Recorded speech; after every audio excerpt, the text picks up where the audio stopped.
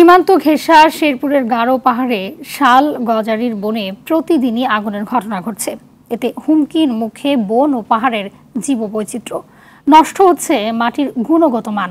অভিযোগ উঠেছে দুর্বৃত্তরা পরিকল্পিতভাবেই আগুন লাগিয়ে শাল গজারির বন ধ্বংস করছে। শেরপুর থেকে মুগনিউর রহমান মনির তথ্য ছবিতে ইমরুল কায়েসের রিপোর্ট। 1, 2, 3 ঢাকায় জমি জিতে নিন 100% ক্যাশব্যাক সহ 20 কোটি টাকার পুরস্কার।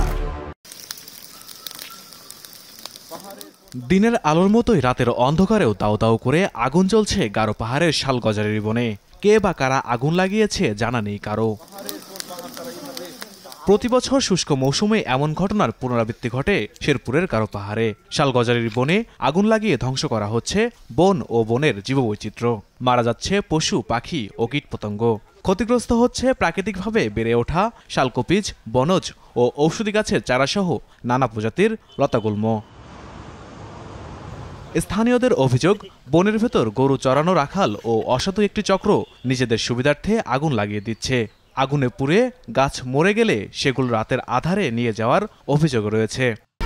1, 2, 3 ঢাকায় জমি জিতে নিন 100% ক্যাশব্যাক সহ 20 কোটি টাকার পুরস্কার।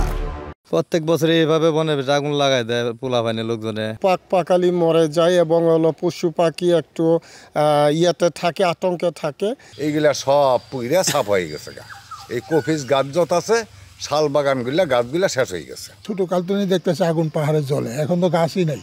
এমন আছে 15 দিন 20 দিন পর্যন্ত পাহাড়ে আগুন জ্বলছে। বন রক্ষায় সবসময় তৎপর থাকার দাবি বনরক্ষীদের। অনেক বড় বিটে আমরা 3 জন লোকে আগুন নিবাইতে বিশাল কষ্ট হয়। আমাদের তো কোনো কিছু সরঞ্জাম নাই। আমরা ফায়ার সার্ভিসের লাইনও আমরা পাই না, কোনো কিছুই আমরা এমনিতে পাই না। রাস্তার পাশে আগুন ধরিয়ে দিয়ে তারা সেলফি ওঠায়, এরপরে দেখা গেছে তারা চলে যায়। তারপরে আমরা অনেক করে এই আগুন প্রতিহত করি। তবে জনবল সংকটের কথা জানালেন বন বিভাগের এই কর্মকর্তা।